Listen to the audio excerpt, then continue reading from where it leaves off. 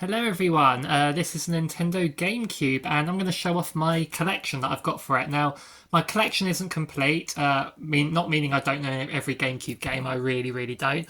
But I don't actually have every Gamecube game I own in my possession, but I will talk about them as I get going. But I have got quite a few to get through, so let's not waste any time and get going with this. So they are in alphabetical order for the most part, so just so you know, that's how I'm going to be doing it. So the first game to show off is 1080 Avalanche. Even if I didn't count the number then, just had Avalanche, this would be first alphabetically sequel to 1080 Snowboarding on the N64. Pretty fun game, that one. I don't play it a whole lot, but I do enjoy that one. So the next one is one I hope Sega sort of do some sort of sequel or remaster on. It's Billy Hatcher and a Giant Egg. It's a fun 3D platformer. I never actually beat this game, but it's one that, yeah, you roll an egg around and bounce around with it and stuff like that. It's pretty fun. There's a Burnout game, Burnout 2. I got this in a 4 for £20 sale, back when pre-owned games had really good prices. So that was quite a good pickup, that one. So next I'm going to talk about three games in one here. So we got Donkey Konga, we got Donkey Konga 2, and we got Donkey Kong Jungle Beat. So the big thing about these is it comes with the bongos, doesn't it? So I put the bongos there. So this was practically like socially for me, I suppose. It was kind of like the Wii before the Wii was a thing, because my family would play with these, because I got the big bundle here for Donkey Kong Jungle Beat as well as Donkey Konga, so if I can get that in angle there. So basically, there's quite a lot of Donkey Kong there, isn't it? My family would play it because it was just so simple. Like, the songs come on, you play the bongos with it, and when people would come over, people that don't play games at all, my mum would be like, "Oh, get that bongo game out," and yeah, they'd have fun with that, and yeah, so that was pretty cool, that one. I quite like these games. And yeah, the platformer one. It's on the Wii as well, this one, but I quite enjoy it as well. So the next one is another sort of elusive game for the GameCube, I suppose. It's Eternal Darkness. Now, obviously, we've all talked about that. It's I'll move the bongos out of the way, actually. You have the sanity effects. It's basically a survival horror game. And there's it's quite scary, this one. I remember when I was younger, it was scary anyway. It would be nice for Nintendo to sort of bring this back in some shape or form, but I think a port rather than a sequel would be best. So the next one here is, so this is Extreme G Racing. Cost me £4, would you believe?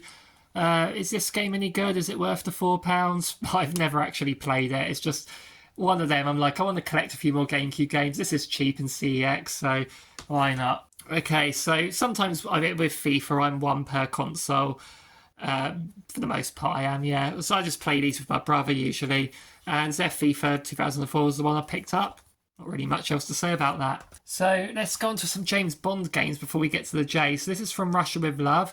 This was basically a video game version of From Russia with Love, but they got Sean Connery to voice Bond. It was weird. You had this really old man voice coming out of a young looking Bond. It was pretty fun, but it was the third person style. It wasn't a bad game, I thought, but wasn't the best either. Speaking of something that's not the best, this is GoldenEye Rogue Agent. Again, is that worth £5? I've not played this much. What I've played of it seems just generic, really, but just for the collection, I thought I'll spend £5 just so I can say, I've got this particular James Bond game. Okay, Harvest Moon, A Wonderful Life. I picked this up. It was 20 quid at the time. And I'd never played a farm sim before. And I know this got huge, really good reviews. And I thought, you know what? I've never played a farm sim before. 20 quid at the time wasn't a bad price for a new game. It was a player's choice version. So I picked it up. And yeah, it's really not my thing. But this got put on the Switch recently, I believe. So we're going to go on to James Bond again. We're going to go with Everything or Nothing, which it's my second favourite James Bond game after the obvious GoldenEye. So yeah, this is a third-person Bond game. I really love this game. I spent so much time on this one.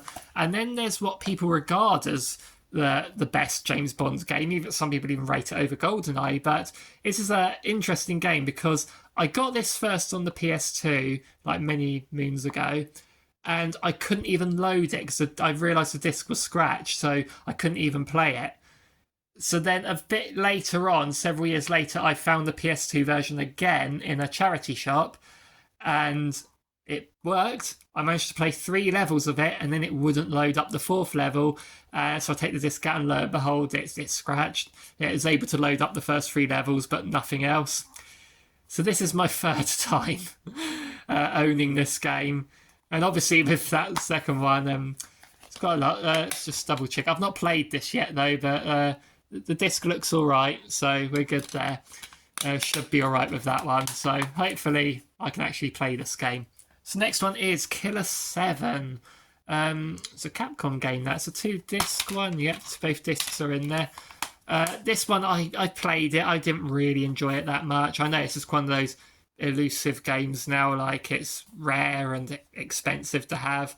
But it's just really not really my thing. So now we're on to the Wind Waker. This is the limited edition, like launch one that came with the game, and it came with that disc as Ocarina of Time, with Master Quest, and also a bunch of trailers for some some GameCube games as well, which I watched those so many times. It was pretty cool. So yeah, that's Wind Waker. I prefer the HD version. I'm not a big fan of this original version because of all the sailing, but that's just me. So I don't actually own Twilight Princess on the GameCube. I got that on the Wii instead, but I do own this. So this, I believe, came in a bundle for the GameCube with the Mario Kart. It was like 80 quid for the GameCube, Mario Kart Double Dash, and this. That is an absolute steal. And it includes 4 classic games. It's got like the original, it's got Zelda 2, it's got Ocarina of Time, Majora's Mask, and a demo for Wind Waker, even though I already had Wind Waker. But I suppose this was intended to be a get this with your GameCube so you don't own Wind Waker yet. So this was actually really good that Nintendo did this. It's not often that they would do something like this. But then you notice this thing here. Not for resale, for promotional use only. I didn't get the GameCube that was bundled in with this. I actually bought this second hand at a game shop. Said game shop is not in business anymore, so I can only hope they lost all their money through lawsuits for selling stuff they weren't supposed to sell. Now we got the old Lord of the Rings Return of the King, hack and slash where he plays Aragorn and Gandalf and all that.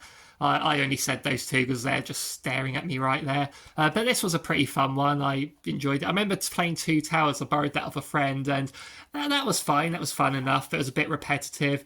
But then when this came out and I heard it was a lot better, I got this one, and yeah, it was a lot better. Just very good game, very good film as well. So next, Luigis Mansion, which was the launch game for the GameCube, the big launch game. Mario wasn't there, was he? But yeah, this is a really good game as well. Annoyingly, Luigi's Mansion 2 is getting remade for the Switch, and why isn't it this one with it? Why isn't it both of them? But maybe this will get one of those GameCube remaster shadow drops that are direct before Luigi's Mansion 2 comes out, at a cheap price. But yeah, I'd love to see this one. Yeah, this is a fantastic game. So this is Mario Golf Toadstool Tour. It's a Mario Golf game, as you know.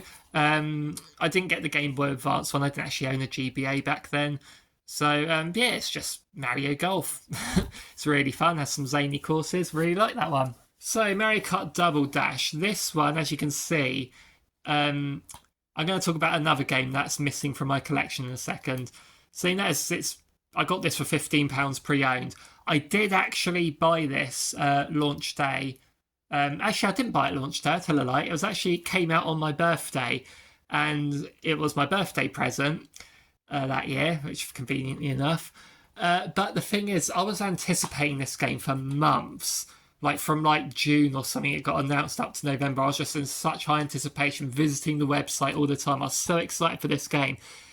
My parents ordered it online well in advance. It didn't get dispatched until the day after my birthday. The Friday was my birthday when this came out. The Saturday, I think it got dispatched. So I didn't actually get it till the following Wednesday, which was annoying. So it's just any time. And then when I got home from school and was like I can finally play it because it arrived before I went to school in the morning. And when I got home, someone rang and someone phoned up, and it was for me. And this person just wanted to chat to me for ages, and I'm like, oh, I like talking to you, but I just want to play this game. It's like everything was stopping me from playing this game. So you might be wondering why I don't have my birthday copy anymore. Why do I have this £15 copy from CEX that has like damage there and all that? Because I made the mistake of lending this game to someone years ago and they never gave it back, and I'm not 100% confident which friend it was I lent it to. And there's several it could be that I haven't spoken to in years, so that would be awkward. And now this fetches a higher price than that now, so I'm glad I got this when I did. But the other game I'm going to mention is FZero GX. I think that fetches a higher price than this now, and I love that game, but I think that same friend, or one of them that I'm suspecting, has it, but I don't know for sure. Maybe I'll find it in the cupboard somewhere, but I'm so annoyed that these ones are just escaped me. Mario Party 4, Mario Party 5, which is better?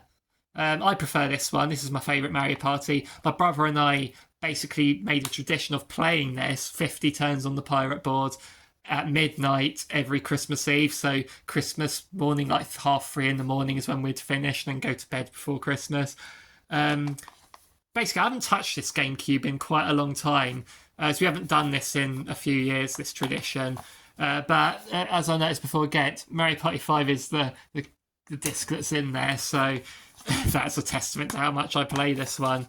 And then we got Mario Power Tennis. This is a great game. I remember entering a not really competition in the NGC magazine. You could submit your own cheats and tips for a certain game, and the prize for the number one tip was a copy of this. I already owned a copy of it, but I thought I'll just send in the tip anyway. So it was a tip for the Everything or Nothing, easy way to get gold ranks, and my tip was the number one entry, but they didn't contact me, or it was like I sent the tip in via email, so they didn't even reply to that email to say, hey, congratulations, tell us where you can send this. But it was weird. I actually won first prize and didn't get my second copy of that. Metroid Prime 2. Fantastic. It's alright, I suppose. Paper Mario the Thousand Year Door. This is a game I lent to someone, saying no names, and he's probably watching this now, this particular person, and he had it for a long time, but do you know what he actually did? Show what a great friend he is. He actually gave it back to me. My God, people just never do that normally, do they? But yeah, fantastic RPG. This fetches such a high price, and I really wish I had intel as to whether Nintendo are remaking this or not. Because I'm like, while this fetches a high price, I'm like, should I just sell it and then get it on the Switch? But I don't know, I'm not going to be like that. That's called scalping, I believe. Peter Jackson's King Kong. I'll put this under P instead of K. This actually got really cheap at the time. That's why I picked it up. It's like partly first-person shooter, partly like brawler as you play as Kong. It's quite an easy game, but for a film tie-in for the time, it's not bad. Rayman 3 Hoodlum Havoc. I do like the Rayman games. I played Rayman 2 so much, but for some reason I never really played much into this, so maybe I should in the future. I mean, if this ever got ported to the Switch, I'll definitely pick it up there and play through it. Okay, so Resident Evil games 0, Remake, 2, 3, and 4. Where's Code Veronica? I do not know. That has gone missing. I don't think I even lent that out to anyone, so I have no idea where that is. But yeah, it's the Resident Evil games. Not really much to say about that I haven't said already. Now, second sight is a game from Free Radical, the Time Splitters people, and this was a very interesting game. It's third person, and you had like these psychic powers, like telekinesis, PSI blast, and projection, things like that. And it flashed back to your days in the military and things like that, and it sort of flitted between the two times, and it was a very, very fun game. That very interesting. Simpsons Hit and Run. This is a cult classic, a favourite, isn't it? It's basically GTA with the Simpsons characters. I really, really like this game. So yeah, that people want a remake of that. There's been some really good fan remakes of this game, and there's one in particular that's changed all the cutscenes to look like the animation from the show. Check that out if you haven't already. So this would be really great to see put on modern consoles. So now we're going to go on to Sonic the Hedgehog. So let's start with the Sonic Mega Collection. I think everyone knows about this one. It's not Mega Collection Plus. It's the 7 games initially. There they are. And this was the first time I owned these Sonic games. I played the first 2 a lot on the Mega Drive at a friend's house, or they brought their Mega Drive over and stuff like that. But this is the first time actually owning them. And my brother and I would play the multiplayer on Sonic 2 so often, the competitive one. It was so much fun, that was. So then the next collection is Sonic Gems Collection. People really just got this for Sonic CD, but I discovered the delights of Sonic R, that Can You Feel the Sunshine song. What a fantastic, fantastic one that is. Okay, so now we got the 2 Sonic Adventure games. I played these so much, honestly. I played Sonic Adventure on the Dreamcast before and loved it, so I had to pick this up as well, and it got all the Gamecube games on. I actually got all of the Gamecube games unlocked, which require me to do all the emblems, all the hard challenges on the levels and things like that, and even doing the Chow Gun stuff, which I know the Chows are popular, but I don't like them. So that was tough. And Sonic Adventure 2, just what a game. Honestly, absolutely loved both of these. Then came Sonic Heroes, which I think I got in that 4 for £20 deal as well. It might have been 2 for 20, something like that. But I got it as a really good price. I really like this game as well. And then moving on to the one that people will criticise, Shadow the Hedgehog. I got this for £13 about a month after it came out. It really dropped down in price, and I like the character Shadow. I'd seen all the criticisms for it and things like that. But I'm sorry, guys, I actually really like this game, or at least I did back in the day. I haven't played it since. Back in the day, I did 100% it, did all the things. I did a short of this, Friend or Foe You Decide, which one's the foe, but there's one called Black Doom.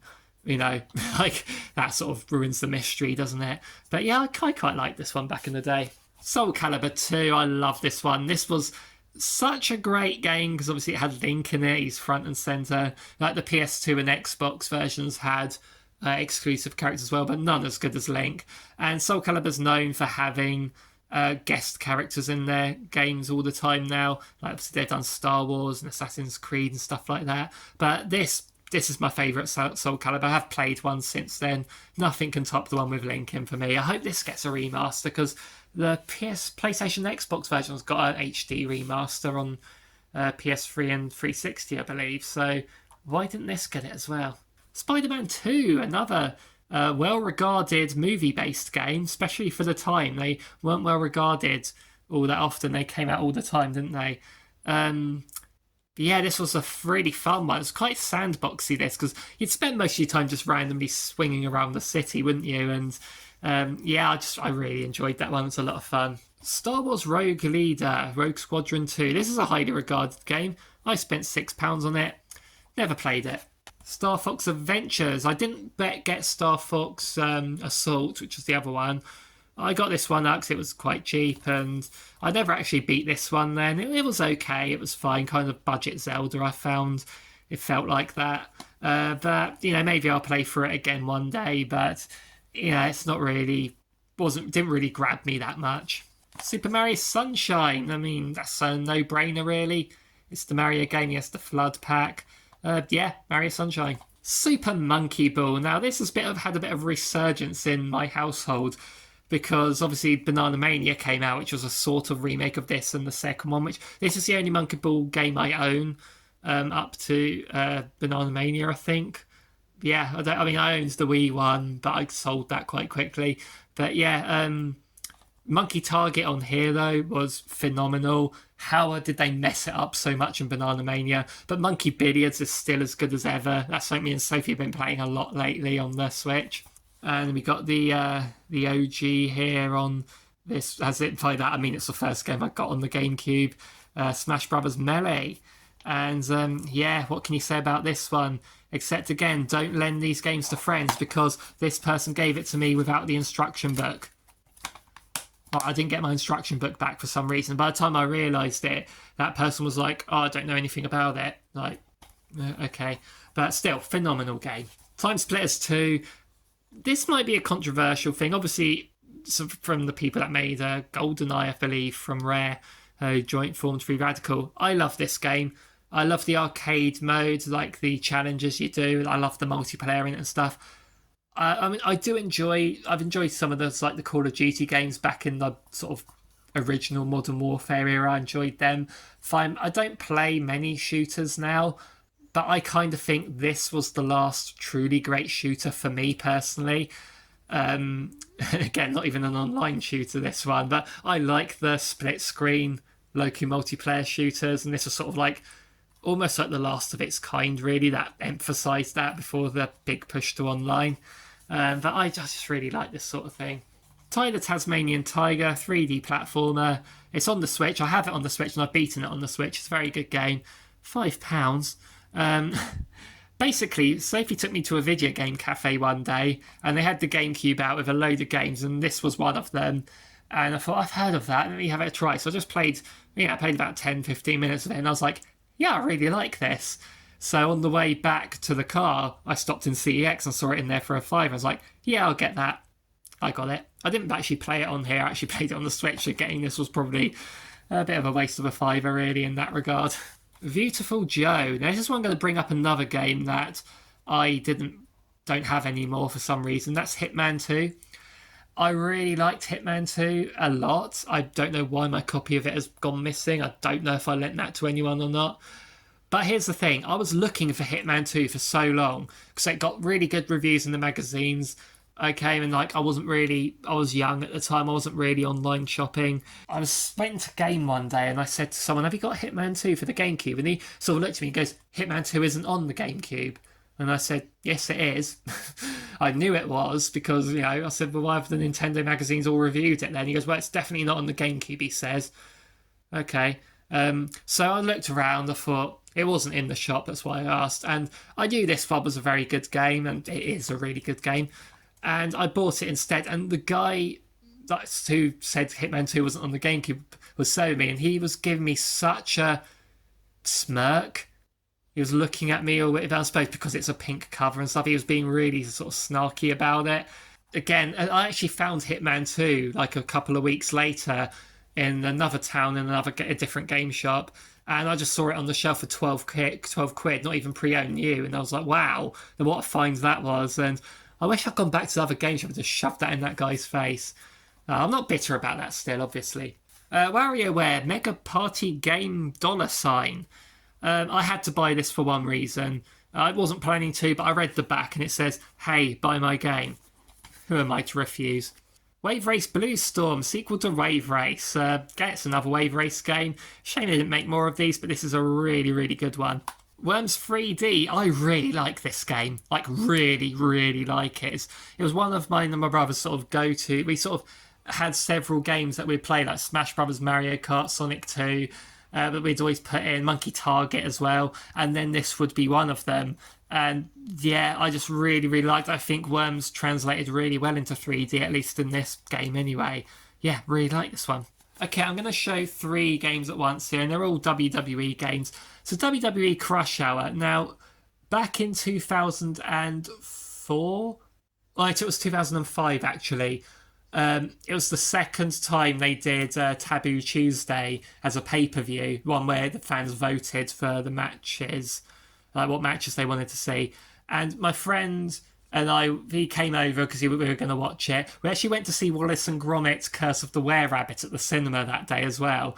And then we were going to stay up late to watch that pay-per-view as well. And we were like, oh, what are we going to do between coming home and for pay-per-view? So we went to Game Station and we looked at the pre-owned games, the really cheap ones. We saw this and we knew it got bad reviews. And we were like, you know what, it was less than a £5, I think. And we were like, for that price, should we just buy it and just kill off that couple of hours? And we did. And you know what, it wasn't as terrible as I thought it was going to be. It wasn't great, but yeah, we had fun with it for that time. But we've never played it again, so it's probably saying something. But and then so I've got the wrong one out in front here. I'm going to say it's Alphabetizer, that's why. This is the game that sort of got me back into wrestling. I played one on the Dreamcast, Armageddon, a lot, and that sort of got me into watching wrestling a bit, but not properly. But when I got this game quite cheap again, so I remembered liking the wrestling games back in the day, and I started watching WWE. This was sort of 2003 by this point, and WrestleMania 19 had come out, but I got this one because it was cheaper. And WrestleMania 19 was a much better game, by the way. And my friends played that with me. But then Day of Reckoning came out the year after. And this was basically when I was properly full into WWE at the time. But then Day of Reckoning 2 came out, and I got that. My copy of Day of Reckoning 2 is gone, disappeared somewhere. Where that is, I do not know. I'm very annoyed by that, but what can you do? And finally, we're going to finish with 13, a shooter which had sort of like a comic book style art style, and had the guy from the X-Files doing the voice, didn't it?